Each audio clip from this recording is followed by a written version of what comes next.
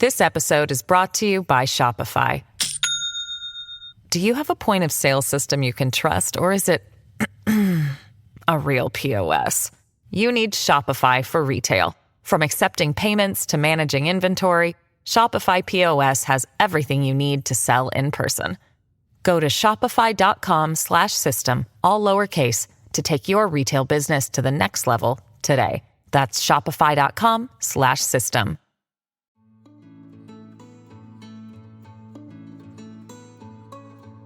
I'm Adrienne Stein, and today we're having a conversation I frankly wish we didn't need to have. However, recently found out just how important it is.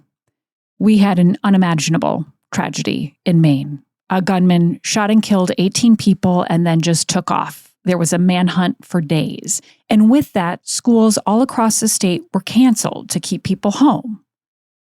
While a mass shooting wouldn't be something I would probably ever consider talking to at least my youngest about, avoiding it entirely, it just wasn't possible, given that I'm sitting across the breakfast table with my 5, 11, and 16-year-olds who are all wondering why they don't have school that day. There were 3 very different messages that needed to happen. I wasn't really prepared. I did the best I could, kind of bumbling my way through it. But whether it is this tragedy or something you're dealing with in your home or your community, wherever you are, how do you have age-appropriate conversations with your kids in scary or tragic situations? What's too much information? What's not enough? So we tapped psychiatrist Dr. Jeffery Barkin, who is also the host of a radio show called A Healthy Conversation, to help us out with this. And at the end, how we can also check in with and help ourselves in these situations. Let's listen. Dr. Barkin, thank you so much for joining us on this conversation about age-appropriate conversations we should be having with our kids when it comes to tragedy. And I think that just jumping right in, one of the most difficult things for parents, maybe speaking for myself here, is that so few of us, if any, have a learning experience to draw from when it comes to this. We did not experience these things while we were growing up. There were fire drills, there were earthquake drills. Maybe there was an uncomfortable conversation about the birds and the bees or something like that. But here's what to do if a gunman comes into your school. So I guess let's start with just some reassurance for parents right now that this is new for all of us. And there is not necessarily a perfect way to handle these conversations and how you approach this with your children. Yeah, let's delve into that because we're all very, very rattled. We're all very shaken up. That's completely normal. Yet our brains can play tricks on us and they could make us feel much more fearful than we need to be. I have a 5-year-old, an 11-year-old, and a 16-year-old. And the messaging to these groups are very, very different. So, Dr. Barkin, I want to talk about 3 groups. And I kind of see it as pre-K to early elementary, sort of up to 6 or 7 years old. Then looking at late elementary to early middle, where these kids are kind of figuring out how the world works and their friends are becoming much more important to them. And then high schoolers, where frankly, they probably heard about it before I even had a chance to talk about it because they've seen it from, a text message or a TikTok or whatever it might be. So let's first start with pre-K to early elementary. How, as a parent, do you approach a difficult conversation about tragedy with a youngster like that? The first thing that I like to do is listen to what the child is saying, regardless of age, because kids are extremely intuitive and us adults believe that we know what they're thinking, but we have no clue what they're thinking. So the first thing is to listen to them and get a sense of where they're at. It's common for very young kids to have very morbid fascinations with death and to be fixated on gruesome details. So if you hear that from your kids, don't freak out. That's normal. And that's a way of trying to make sense of that. And that can happen even in young kids. I think that for all kids and really all adults, for all of us, we share this in common. we are reeling. Like the vibe here today as we're recording this is fear. Stores are closed. Schools are closed. Everybody feels unsafe. Yet the reality of the situation is if you went out right now on the beach or took a walk on a gorgeous day, the likelihood that you're going to be harmed is really low. So rule number one in processing this with your kids, with yourself, is to stay calm and to soothe them and to get them to realize that they're safe, that they really are likely safe. Yep, bad things can happen. But in the aftermath, the immediate aftermath of a tragedy such as we've experienced, believe it or not, the more you get into it, the more you debrief a critical event, the more damage that you could do, the more scary it can become, the more fearful and panicky fantasies can arise. So rather than ask pointed, explicit questions to kids, the first thing is to provide a sense of safety, hugging, listening, and real soothing. And that is across the entire span. And also not to freak out as a parent if your kids ask you things that are gruesome or seem inappropriate to you. So for young kids, though, I would imagine limited details as you create that sort of safety net that you're talking about. As limited as possible, as few details as possible. That everybody is okay. Some people have been hurt or killed. We don't know a lot now, but honey, we're safe. We have each other. And the focus on being together and having each other. And as a parent, doing the thing that us parents should be doing best, which is to soothe and calm our kids. That's where our heads have to be. We don't have to be psychoanalysts. We don't have to be forensic experts trying to figure out what was on the mind of this shooter or this terrible killer. We just need to be present and psychologically available for our kids and tolerate the questions that they have, which are going to change over time. People are just freaked out in the immediate aftermath. And what parents will find is that over time, in the hours, days, and weeks ahead, that everybody's kids will have different ideas and that they'll express those ideas. So as parents, we have to be willing to meet our kids where they are and discuss what's on their mind. I think it's important too, when it does come to kids that are a little bit older, what I'm finding is that my 11-year-old, for example, is much more aware now. And I worry so much that what I'm going to share is going to be too much. Or if I don't share enough, is that sort of breaking trust when he finds out, what it may actually be. So sort of threading the needle, if you will, on figuring out for those late elementary, early middle school kids when they're figuring out the way the world works, what's the balance for the right amount of information for them? Every kid is different, and some middle and high school children are more mature than others. So your kids, and you have to read the nonverbal signals when you're speaking with your kids. So if they get fidgety, if they begin to look away, if they begin to look agitated as you're talking about these sorts of things, you really want to back away because you really don't want to increase the fear response just yet. In my community, the psychiatric community, we're very aware of patients that have anxiety disorders or other traumas that can be triggered because we know that traumatic events readily trigger people who have experienced prior traumas. So, and I realize this may be a very special case, although sadly not, is that a lot of our kids have experienced past traumas.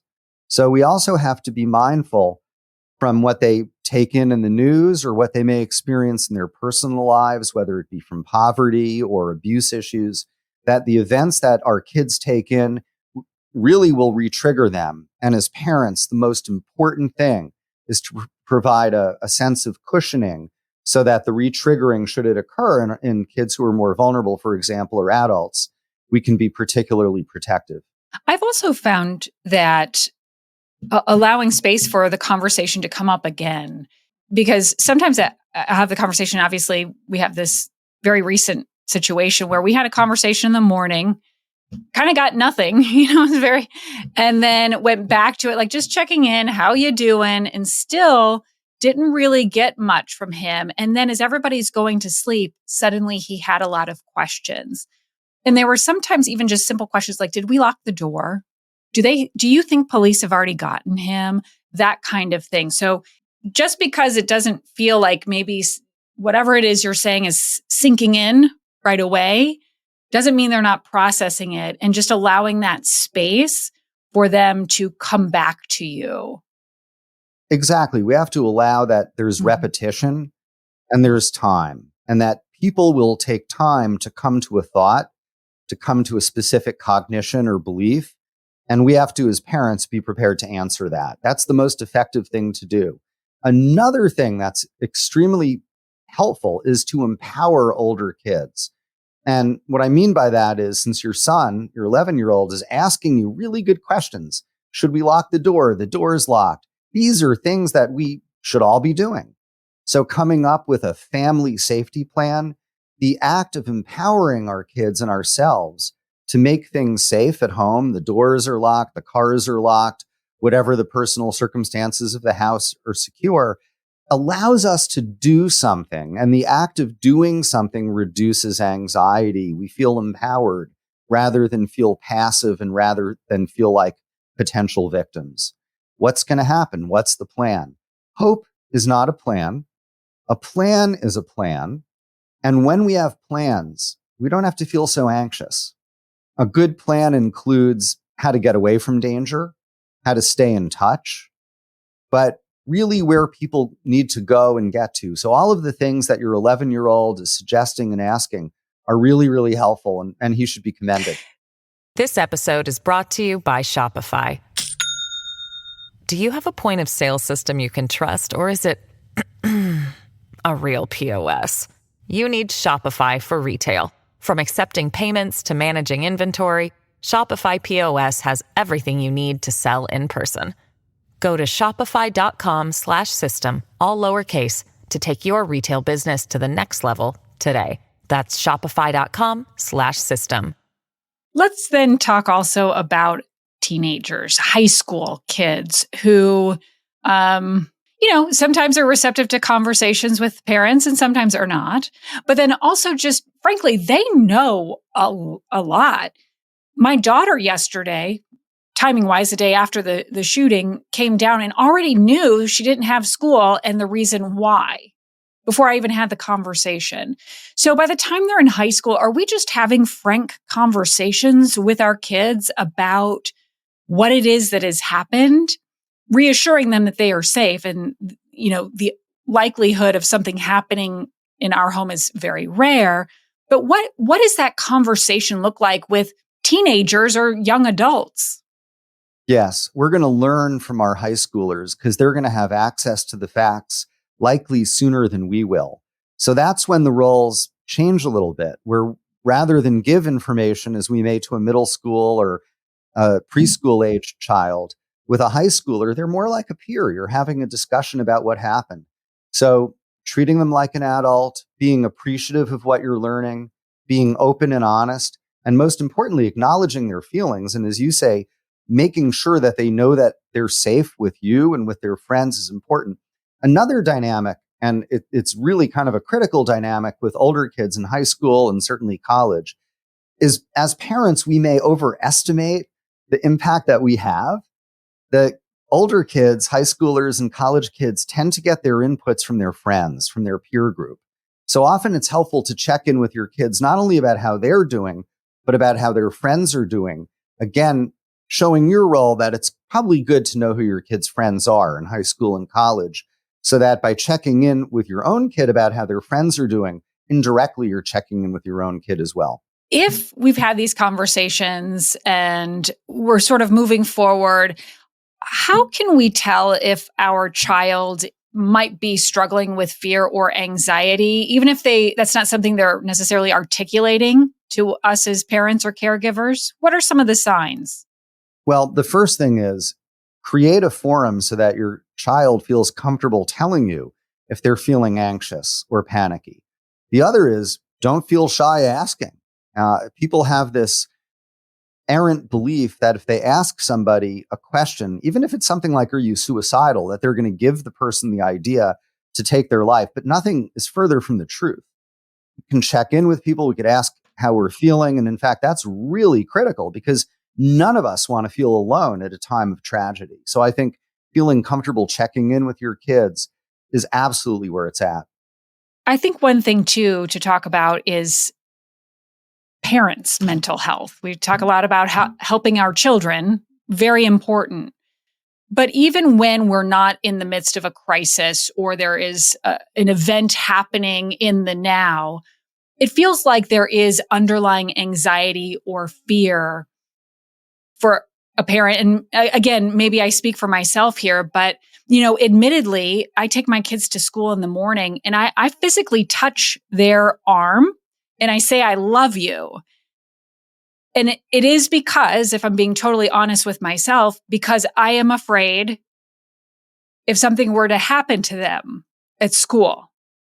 Coming up with rituals like that reduce your anxiety are completely fine. The only thing is you don't want to scare your kids. You don't want to have that ritual become symbolic for them where they're looking at you and going, hey, mom, I'm going to be fine. I want you to be okay and not worrying about me through your day.